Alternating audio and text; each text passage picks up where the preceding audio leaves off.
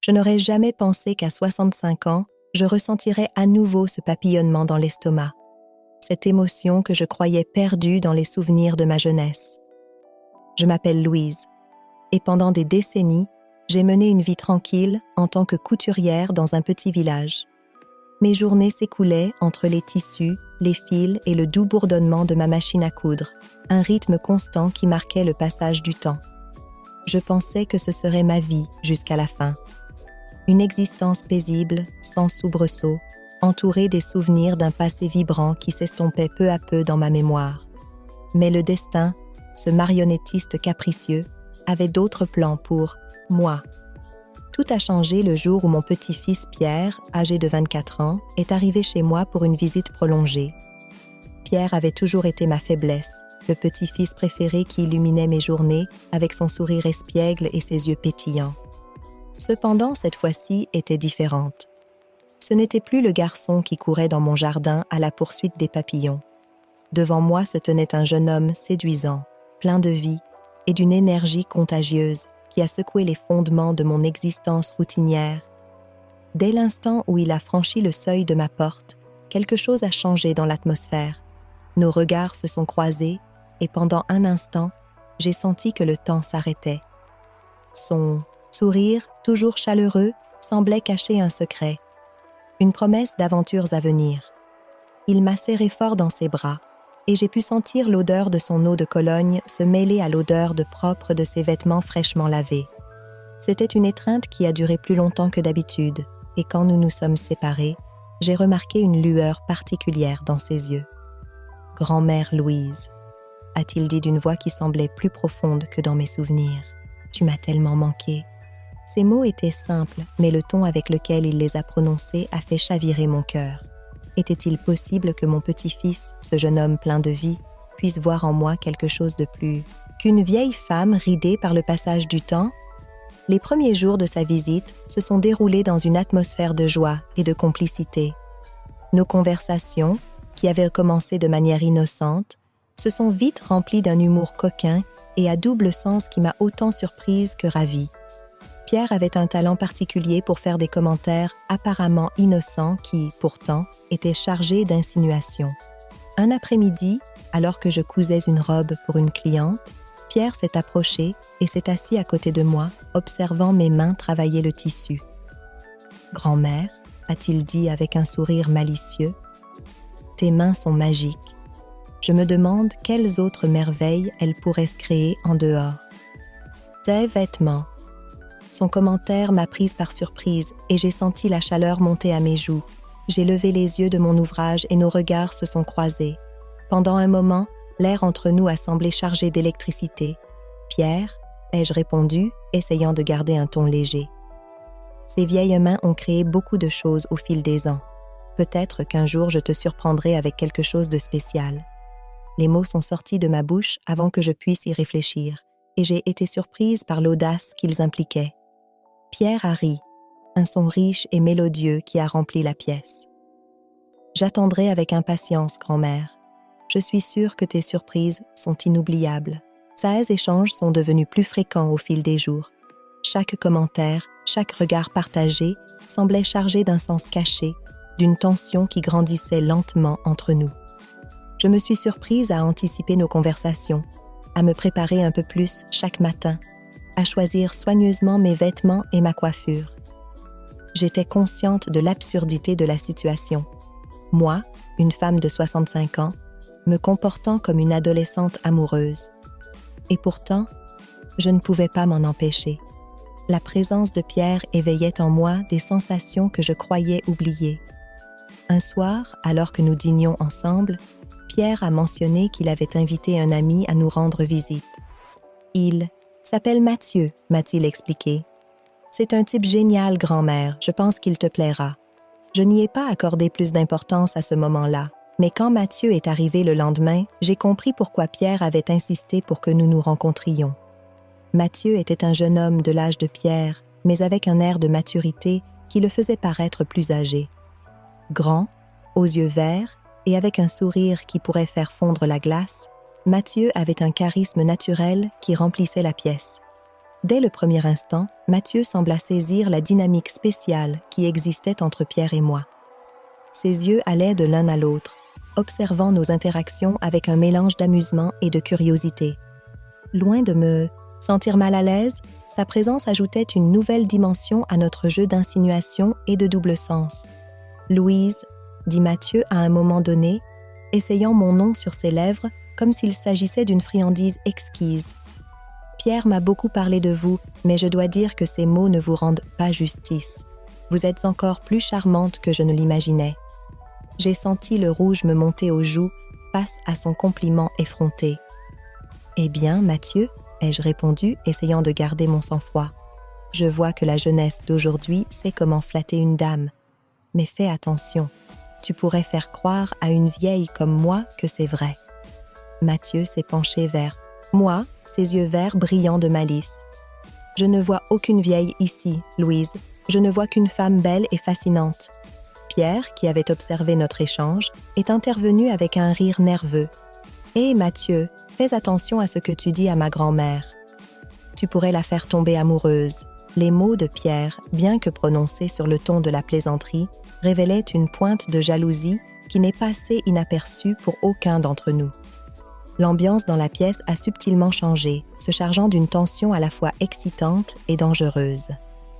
À partir de ce jour, les visites de Mathieu sont devenues fréquentes.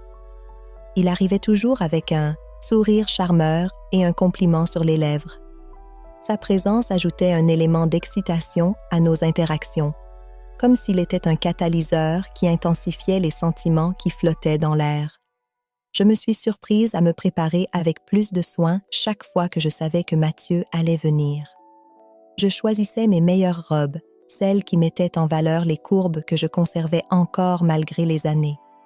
J'ai même commencé à utiliser un peu de maquillage, chose que j'avais abandonnée depuis longtemps. Un après-midi, alors que nous prenions le thé tous les trois dans le jardin, Mathieu m'a demandé de lui montrer mes broderies.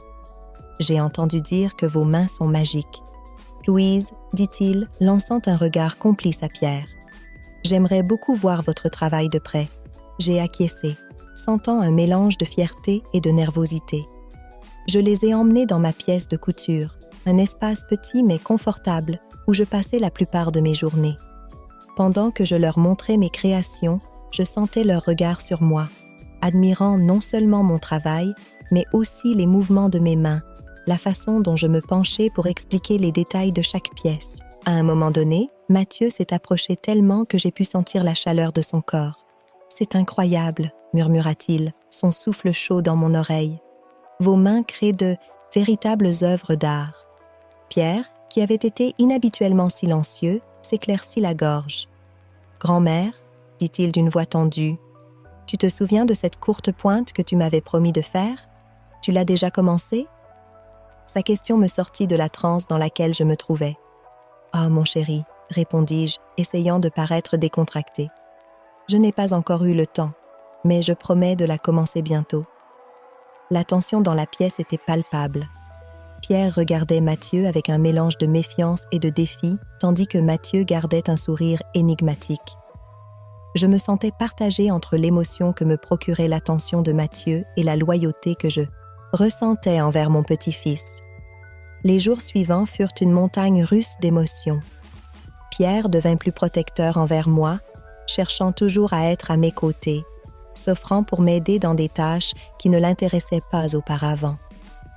Mathieu, de son côté, intensifia ses attentions, trouvant des excuses pour nous rendre visite plus fréquemment. Je me suis retrouvée au milieu d'un tourbillon de sentiments contradictoires. D'un côté, l'attention de ces deux jeunes hommes séduisants me faisait me sentir vivante, désirée, comme je ne l'avais pas été depuis des décennies. D'un autre côté, j'étais consciente de l'inconvenance de la situation.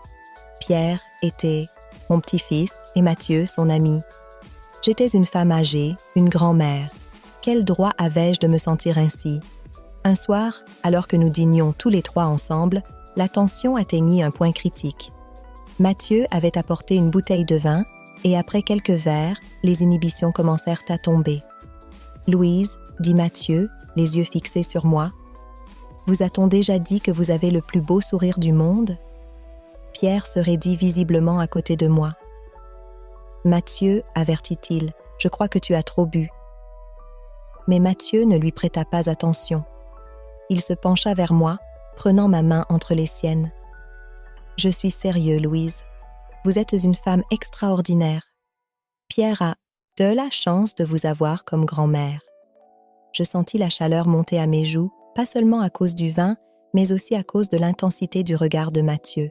« Merci, mon cher, » réussis-je à dire, ma voix à peine plus qu'un murmure. Pierre se leva brusquement, sa chaise raclant le sol. « Je crois qu'il est temps que tu partes, Mathieu, » dit-il d'une voix froide que je ne reconnus pas. La tension dans l'air était si dense qu'on aurait presque pu la couper au couteau. Mathieu se leva lentement, sans détacher ses yeux de moi. « Bien sûr, mon ami, » dit-il avec un sourire qui n'atteignait pas ses yeux. « Louise, ça a été un plaisir, comme toujours. » Après le départ de Mathieu, Pierre et moi sommes restés dans un silence gêné.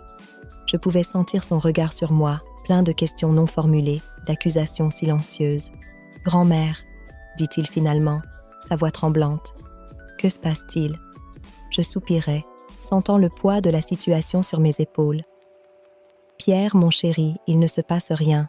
Mathieu est juste un ami aimable. » Pierre secoua la tête, frustré. « Je ne suis pas aveugle, grand-mère. Je vois comment il te regarde, comment tu lui souris. Et toi, tu sembles être une autre personne quand il est là. » Ces mots me frappèrent, comme un seau d'eau froide. Était-ce si évident? Étais-je devenue si désespérée pour un peu d'attention que j'étais prête à risquer ma relation avec mon petit-fils? Pierre, commençai-je, cherchant les mots justes. Je sais que cela peut sembler étrange, mais je t'assure qu'il n'y a rien entre Mathieu et moi. C'est juste que son attention me fait me sentir vivante à nouveau. Elle me fait sentir que je suis encore une femme, pas seulement une grand-mère. Je vis les yeux de Pierre se remplir de larmes. « Grand-mère, tu as toujours été plus que ça pour moi. Tu es la femme la plus importante de ma vie. Je t'aime. » Ces mots, prononcés avec tant de sincérité et d'émotion, me coupèrent le souffle. Pierre était-il en train de confesser des sentiments qui allaient au-delà de l'amour d'un petit-fils pour sa grand-mère? Cette idée me terrifiait et m'excitait en même temps. « Pierre, » murmurai-je, m'approchant de lui. « Je t'aime aussi, mon chéri. Tu es mon petit-fils, mon sang. » Pierre prit mes mains dans les siennes, son regard intense fixé sur le mien. « Non, grand-mère, je t'aime non seulement comme ma grand-mère, je t'aime comme une femme. » Le silence qui suivit sa confession fut assourdissant. Mon cœur battait si fort que je craignais que Pierre puisse l'entendre. Une partie de moi voulait s'éloigner, nier ce qui se passait. Mais une autre partie, une partie que je croyais endormie depuis longtemps, s'agitait avec une émotion que je ne pouvais pas nier. « Pierre » réussis-je enfin à dire, ma voix à peine plus qu'un murmure. « Ce n'est pas bien. Je suis ta grand-mère. » Mais même en prononçant ces mots, je sentais ma résolution vaciller. Pierre se rapprocha, son visage à quelques centimètres du mien. Je pouvais sentir son souffle chaud sur ma peau, voir le désir brûler dans ses yeux. « Grand-mère » murmura-t-il, « je sais que c'est mal. Je sais que je ne devrais pas ressentir ça. Mais je ne peux pas m'en empêcher. Depuis que je suis arrivée, depuis que je t'ai vue, c'est comme si je te voyais pour la première fois, pas comme ma grand-mère, mais comme la femme belle et passionnante que tu es. » Ces mots me coupèrent le souffle. Je fermai les yeux ici, essayant de reprendre le contrôle de mes émotions. Mais quand je les rouvris, je vis Pierre se pencher vers moi, ses lèvres s'approchant des miennes. À ce moment-là, comme si le destin voulait me donner une dernière chance de réfléchir, la sonnette de la porte retentit. Pierre s'écarta brusquement, comme s'il avait été électrocuté. Nous nous sommes regardés pendant un instant, tous deux haletant légèrement, avant que je ne me lève pour aller répondre à la porte. À ma surprise, c'était Mathieu qui était là, avec une expression inquiète sur son visage. « Louise, je suis désolée, » dit-il rapidement. « J'ai oublié ma veste et... Tout va bien ?» J'ai dû avoir l'air assez bouleversée, car Mathieu est entré sans attendre d'invitation. Ses yeux sont allés de moi à Pierre, qui était toujours assis à table, avec un mélange de culpabilité et de frustration sur son visage. J'interromps quelque chose ?» demanda Mathieu, sa voix chargée de suspicion. « Non, non, » me suis-je empressée de dire, essayant de garder mon calme. Pierre et moi étions juste en train de parler. Mathieu nous regarda tous les deux, visiblement pas convaincus. Il s'approcha de moi, baissant la voix. « Louise, si vous avez besoin d'aide, si Pierre vous dérange d'une quelconque manière… » « N'ose même pas insinuer ça » s'exclama Pierre, se levant d'un bond. « C'est ma grand-mère, je ne lui ferai jamais de mal. » La tension dans la pièce était palpable. Je me suis retrouvée entre les deux jeunes hommes, sentant le poids de leurs regards, l'intensité de leurs émotions. À ce moment-là, je me suis rendu compte à quel point ce jeu de séduction et de flirt était devenu dangereux. « Messieurs, dis-je, essayant de paraître ferme malgré ma nervosité, je pense qu'il est temps que nous nous calmions tous.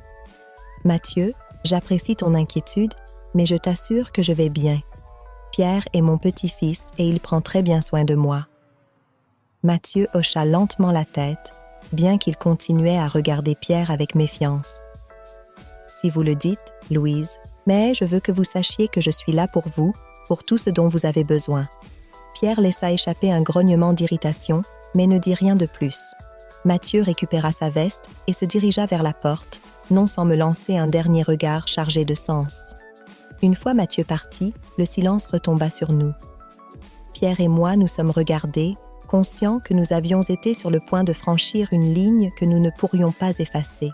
« Grand-mère » commença Pierre, sa voix tremblante. « Je suis désolée. Je n'aurais pas dû dire ces choses. Je ne sais pas ce qui m'a pris. » Je soupirai profondément, sentant le poids de la situation sur mes épaules. « Pierre, mon chéri, je crois que nous nous sommes tous les deux laissés emporter par des émotions que nous ne devrions pas avoir. Tu es mon petit-fils et je t'aime plus que tout au monde, mais pas de la manière que tu crois ressentir maintenant. » Pierre hocha la tête, les yeux pleins de larmes. « Je sais, grand-mère, c'est juste que, depuis que je suis arrivée, je t'ai vue d'une manière différente.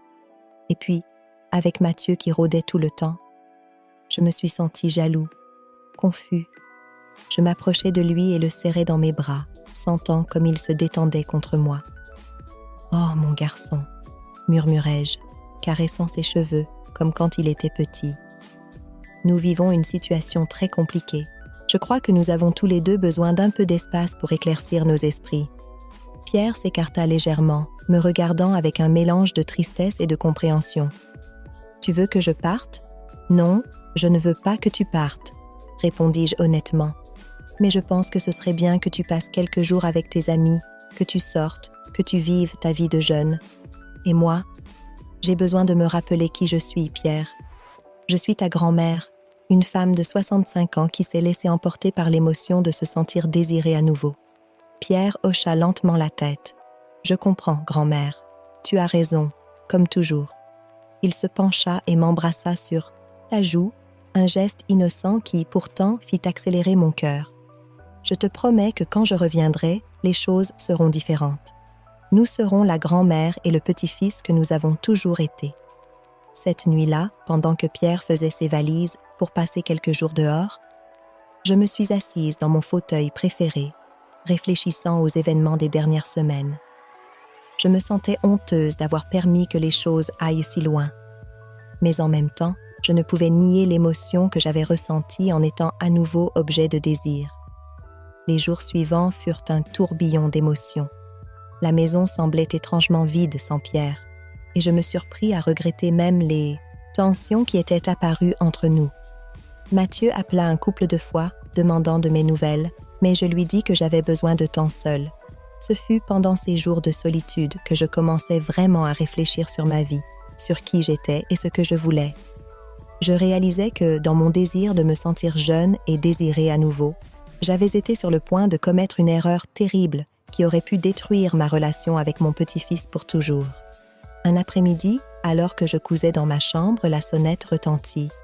En ouvrant la porte, je me trouvais face à une surprise inattendue. C'était Claire, la mère de Pierre et ma belle-fille. « Louise, » dit-elle avec un sourire tendu, « j'espère que je ne dérange pas. Puis-je entrer ?» Je l'invitai à entrer, ressentant un mélange de curiosité et d'appréhension. Claire et moi n'avions jamais été particulièrement proches et sa visite inattendue me mit en alerte. Nous nous sommes assises dans le salon et pendant un moment, aucune de nous deux n'a parlé.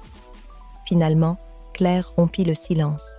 « Louise, je suis venue parce que je suis inquiète pour Pierre, » dit-elle, allant droit au but. « Il agit de manière étrange depuis qu'il est revenu de chez vous. Il semble perturbé. » Je sentis mon sang se glacer. Pierre avait-il raconté à sa mère ce qui s'était passé entre nous? « Perturbé ?» réussis-je à dire, essayant de garder mon calme. « Que veux-tu dire ?» Claire soupira, passant une main dans ses cheveux. « Il est distant, pensif, il mange à peine, il dort à peine. Et quand je lui demande ce qui ne va pas, il dit seulement qu'il a commis une terrible erreur et qu'il ne sait pas comment la réparer. » Je fermai les yeux un moment, sentant le poids de la culpabilité sur mes épaules. « Claire, commençai-je, ne sachant pas exactement quoi dire. Pierre et moi, nous avons eu une dispute avant qu'il ne parte. C'est peut-être ce qui le préoccupe. » Claire me regarda fixement, comme si elle essayait de lire la vérité dans mes yeux. « Une dispute? À propos de quoi ?» Je me mordis la lèvre, cherchant une explication qui ne révèle pas toute la vérité. C'était à propos de son ami Mathieu. Pierre pensait que Mathieu était trop amical avec moi, et ça l'a contrarié. Je vis la compréhension commencer à se dessiner sur le visage de Claire. « Oh, Louise, » dit-elle, sa voix un mélange de surprise et de quelque chose que je ne pus identifier. « Est-ce que toi et ce jeune homme… » « Non, » m'exclamai-je rapidement. Il ne s'est rien passé avec Mathieu, mais son attention m'a fait me sentir jeune à nouveau, désirée, et je crois que Pierre s'en est rendu compte et s'est senti protecteur. Claire me regarda pendant un long moment, puis, à ma surprise, elle commença à rire. Ce n'était pas un rire moqueur, mais un rire d'authentique amusement et peut-être un peu de soulagement. « Oh, Louise, » dit-elle entre deux rires. « Tu ne te rends pas compte? Pierre n'était pas jaloux de Mathieu pour toi. Il était jaloux de toi pour Mathieu. » Je restais bouche bée, essayant de comprendre ce que Claire venait de dire. « Que veux-tu dire ?» Claire se pencha en avant, baissant la voix comme si elle partageait un secret. « Pierre est gai, Louise. Il lutte avec ça depuis des années, sans savoir comment nous le dire. Et Mathieu? Eh bien, Mathieu n'est pas seulement son ami. » La révélation me frappa comme un éclair. Soudain, tout commença à s'emboîter. La tension. Entre Pierre et Mathieu, la confusion de Pierre, sa confession envers moi, tout avait été un malentendu, une projection de ses propres sentiments et peurs. Mais il m'a dit qu'il m'aimait, balbutiai-je, essayant encore d'assimiler l'information. Claire sourit avec tendresse. « Bien sûr qu'il t'aime, Louise, tu es sa grand-mère. Il cherchait probablement ton approbation, ta compréhension, sans savoir comment te la demander directement. » Je me laissai tomber dans le fauteuil, me sentant à la fois soulagée et honteuse. J'avais mal interprété tout. J'avais permis à ma vanité et à mon désir de me sentir désirée d'obscurcir mon jugement. « Oh mon Dieu !» murmurai-je, me couvrant le visage de mes mains. « Qu'ai-je fait ?» Claire s'approcha et posa une main sur mon épaule. « Tu n'as rien fait de mal, Louise. Nous commettons tous des erreurs. Nous interprétons tous mal les choses parfois. L'important est la façon dont nous les gérons après. » J'acquiesçai lentement, sentant un poids se lever de mes épaules. « Tu as raison. Je dois parler à Pierre, éclaircir les choses. Je pense que ce serait le mieux, » acquiesça Claire. « Et Louise, ne te sens pas mal de vouloir te sentir désirée. Tu es une belle femme et tu mérites de te sentir ainsi. Mais peut-être devrais-tu chercher cette attention chez quelqu'un de plus approprié. » Je ris doucement, sentant une vague d'affection pour ma belle-fille. « Merci, Claire. Tu es très gentille. » Après le départ de Claire, je m'assis pour réfléchir à tout ce qui s'était passé. Je me sentais soulagée de savoir que je n'avais pas été sur le point de commettre une erreur impardonnable avec mon petit-fils, mais je me sentais aussi stupide d'avoir si gravement mal interprété la situation. Ce soir-là, j'appelai Pierre. « Grand-mère », répondit-il, sa voix sonnant fatiguée et un peu craintive. « Comment vas-tu ?»« Je vais bien, mon chéri », répondis-je avec tendresse. « « Nous devons parler. Peux-tu venir demain ?» Il y eut un moment de Silence à l'autre bout de la ligne. Bien sûr, grand-mère, j'y serai. Le lendemain, quand Pierre arriva, je l'accueillis avec une étreinte forte et sincère. Nous nous sommes assis dans le salon, et pendant un moment, aucun de nous ne sut quoi dire. « Pierre, commençai-je finalement, je crois que nous avons eu un grand malentendu. » Je vis la confusion se dessiner sur son visage. « Que veux-tu dire, grand-mère » Je pris une profonde inspiration. « Ta mère est venue me voir hier. Elle m'a parlé de toi et Mathieu. » Les yeux de Pierre s'ouvrirent en grand, un mélange de peur et de surprise dans son regard. « Grand-mère, C'est bon, mon chéri, l'interrompis-je, doucement. Tu n'as rien à expliquer. Je veux juste que tu saches que je t'aime, peu importe quoi, et que je suis fière de toi, d'être qui tu es. » Les larmes commencèrent à couler sur les joues de Pierre. « Oh, grand-mère, » sanglota-t-il, « j'avais tellement peur de te le dire. Je pensais que je te décevrais. » Je le serrai fort dans mes bras, sentant comment il s'effondrait contre moi. « Tu ne pourrais jamais me décevoir, mon garçon. Tu es parfait tel que tu es. » Nous sommes restés ainsi pendant un long moment, enlacés, laissant toutes les émotions des dernières semaines se dissiper. Quand nous nous sommes finalement séparés, nous avions tous les deux les yeux rouges, mais nous sourions. « Grand-mère, » dit Pierre, s'essuyant les yeux. « Je suis désolée d'avoir agi de manière si étrange. C'est juste que, quand j'ai vu comment Mathieu te regardait, comment tu lui souriais, je me suis sentie jaloux. Pas de toi, mais de la facilité avec laquelle tu semblais l'accepter. Je souhaitais pouvoir être aussi ouvert sur qui je suis. » J'acquiesçai, comprenant enfin. « Oh, mon chéri, je suis tellement désolée. J'aurais dû être plus sensible, plus observatrice. » Pierre secoua la tête. « Non, grand-mère, ce n'est pas de ta faute. J'aurais dû être honnête avec toi dès le début. »« Eh bien, » dis-je avec un sourire, « je suppose que nous avons tous les deux appris une leçon sur l'importance de la communication honnête. » Pierre rit, un son qui remplit mon cœur de joie. « Je suppose que oui, et grand-mère. Qu'en est-il de Mathieu?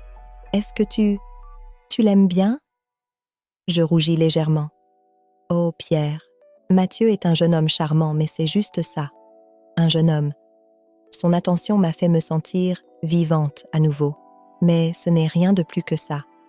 De plus, ajoutai-je avec un clin d'œil, je crois qu'il a déjà quelqu'un de spécial dans sa vie, n'est-ce pas? » Pierre rougit profondément, mais sourit. « Oui, je suppose que oui. » Les jours suivants furent une période de guérison et de redécouverte pour nous deux. Pierre resta avec moi, et nous avons passé des heures à parler, à rire, à partager des histoires que nous n'avions jamais osé raconter auparavant. Il me parla de comment il était tombé amoureux de Mathieu, de ses peurs et de ses espoirs pour l'avenir. Je lui ai raconté ma jeunesse, les amours que j'avais eus et perdus, la joie que j'avais ressentie en devenant sa grand-mère. Un après-midi, alors que nous cousions ensemble, Pierre avait insisté pour que je lui apprenne, je me suis rendu compte à quel point j'étais chanceuse. À 65 ans, j'avais redécouvert une connexion profonde avec mon petit-fils, une connexion basée sur l'honnêteté et l'amour inconditionnel. « Grand-mère », dit Pierre, alors qu'il luttait avec un point particulièrement difficile. « As-tu déjà pensé que nous finirions comme ça, à coudre, ensemble et à parler de nos sentiments ?» Je ris doucement. À vrai dire, mon chéri, je ne l'avais jamais imaginé, mais je suis reconnaissante que ce soit le cas. Pierre acquiesça, un sourire illuminant son visage. « Moi aussi, grand-mère. Tu sais, je t'ai toujours admirée, mais maintenant je te respecte encore plus. La façon dont tu as géré toute cette situation, comment tu m'as acceptée sans hésiter, tu es incroyable. » Je sentis les larmes me monter aux yeux. « Oh, Pierre, c'est toi qui es incroyable ici. Tu as été si courageux, si honnête. Je suis fière de toi, mon garçon. » Nous sommes restés silencieux pendant un moment, chacun concentré sur sa couture. Mais c'était un silence confortable, rempli de compréhension mutuelle et d'affection. « Grand-mère, » dit Pierre après un moment. J'ai réfléchi. « Crois-tu que nous pourrions inviter Mathieu à dîner un de ces jours? J'aimerais que tu le connaisses vraiment, pas comme l'ami séducteur que tu croyais qu'il était, mais comme mon petit ami. » La demande me prit par surprise, mais je me rendis compte que je ne ressentais plus ce mélange d'excitation et de culpabilité que j'avais éprouvé auparavant en pensant à Mathieu. Maintenant, je ne ressentais qu'une réelle curiosité de connaître l'homme qui avait capturé le cœur de mon petit-fils. « Bien sûr, mon chéri, » répondis-je avec un sourire.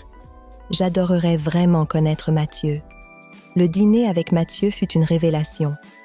Loin d'être le jeune séducteur que j'avais imaginé, Mathieu se révéla être un homme gentil, intelligent et profondément amoureux de Pierre. Les observer ensemble, la façon dont ils se regardaient, comment leurs mains se cherchaient inconsciemment, me remplit d'une joie que je n'avais pas éprouvée depuis des années. « Louise, » dit Mathieu à un moment de la soirée, « je veux m'excuser pour mon comportement antérieur. Je n'ai jamais eu l'intention de vous manquer de respect ou de créer une situation inconfortable. » Je secouai la tête en sens souriant. « Il n'y a rien à pardonner, Mathieu. Nous étions tous confus et effrayés. L'important est que maintenant tout soit clair. » Pierre prit ma main et celle de Mathieu. « Nous sommes une famille, » dit-il avec conviction. Une famille un peu inhabituelle peut-être, mais une famille quand même. Ces mots résonnèrent dans mon cœur. Oui, nous étions une famille. Une grand-mère qui avait redécouvert sa valeur en tant que femme, un petit-fils qui avait trouvé le courage d'être lui-même et l'homme qu'il aimait. Ce n'était pas la famille que j'avais imaginée, mais elle était parfaite à sa manière. Les mois suivants apportèrent plus de changements. Pierre et Mathieu décidèrent de s'installer ensemble, et bien qu'une partie de moi craignait la solitude, j'étais heureuse pour eux. De plus, je découvris que ma vie était loin d'être terminée. Inspirée par le courage de Pierre, je décidai de reprendre certaines de mes anciennes passions. Je commençai à donner des cours de couture au centre communautaire local, où je rencontrai un groupe de femmes merveilleuses de mon âge. Ensemble, nous avons formé un cercle d'amitié et de soutien qui remplit mes journées de rire et de compagnie. Je fus aussi surprise de redécouvrir le plaisir de la compagnie masculine. Robert, un veuf charmant qui assistait à mes cours de couture pour apprendre à raccommoder ses propres vêtements, disait-il, commença à m'inviter à prendre un café après les cours. Peu à peu, ces cafés se transformèrent en dîners, et les dîners en longues conversations qui s'étendirent jusqu'à l'aube. Un après-midi, alors que Pierre et Mathieu me rendèrent visite, je leur parlais de Robert. « Grand-mère » s'exclama Pierre avec un sourire malicieux. « Est-ce que tu sors avec quelqu'un » Je rougis, me sentant soudain comme une adolescente. « Eh bien, je ne sais pas si sortir est le mot correct à notre âge, mais oui, Robert et moi passons beaucoup de temps ensemble. » Mathieu sourit largement. « C'est merveilleux, Louise. Vous méritez d'être heureuse. » Pierre acquiesça, ses yeux brillants d'émotion. « Je suis tellement heureux pour toi, grand-mère. Et tu sais quoi? Je pense que nous devrions organiser un dîner, nous 4. » L'idée me remplit de nervosité et d'excitation. « Tu es sûr, mon chéri? Tu ne penses pas que ce serait étrange? » Pierre secoua la tête. « Pas du tout. Nous sommes une famille, tu te souviens? Et la famille apprend à se connaître. » C'est ainsi que, quelques semaines plus tard, je me suis retrouvée assise à table avec les 3 personnes les plus importantes de ma vie. Mon petit-fils, son petit ami et l'homme qui faisait à nouveau battre mon cœur. En les observant rire et discuter, j'ai ressenti une vague de gratitude si intense qu'elle m'a presque coupé le souffle. Qui aurait pensé qu'à 65 ans, je vivrais une seconde jeunesse, que je trouverais non seulement l'amour, mais aussi une connexion plus profonde avec mon petit-fils? La vie, me suis-je rendu compte, était pleine de surprises. Parfois, ces surprises venaient sous forme de malentendus et de confusion, comme ce qui s'était passé entre Pierre et moi. Mais si nous étions courageux, si nous osions être honnêtes et vulnérables, ces surprises pouvaient se transformer en bénédictions. Alors que je levais mon verre pour porter un toast, j'ai regardé chacun des visages souriants autour de moi. Pierre, mon cher petit-fils, qui avait trouvé le courage d'être lui-même. Mathieu, l'homme qu'il aimait et qui était devenu une partie inattendue mais bienvenue de notre famille. Et Robert, qui m'avait montré qu'il n'était jamais trop tard pour l'amour. À la famille, dis-je, ma voix pleine d'émotion. À l'amour sous toutes ses formes et aux secondes chances. Alors que nos verres s'entrechoquaient, j'ai senti mon cœur déborder de joie. La vie que j'avais imaginée pour moi à 65 ans était très différente de la réalité que je vivais. Mais cette réalité, avec toutes ses complexités et ses surprises, était infiniment plus belle que tout ce que j'aurais pu rêver. Ce soir-là, en me préparant pour dormir, je me suis regardée dans le miroir. J'ai vu les rides sur mon visage, les cheveux gris, mais j'ai aussi vu l'éclat dans mes yeux, le sourire sur mes lèvres. J'ai vu une femme qui avait appris que l'amour, l'acceptation et le bonheur n'ont pas d'âge. Je me suis rendu compte que mon histoire, loin de se terminer, commençait à peine un nouveau chapitre. Un chapitre rempli d'amour, de famille, de nouvelles expériences. Et j'étais prête à le vivre pleinement, sans peur, sans honte, avec le cœur ouvert à toutes les possibilités que la vie pourrait m'offrir. En me glissant dans mon lit, j'ai souri pour moi-même. Oui, la vie à 65 ans était différente de ce que j'avais imaginé. Elle était meilleure, bien meilleure.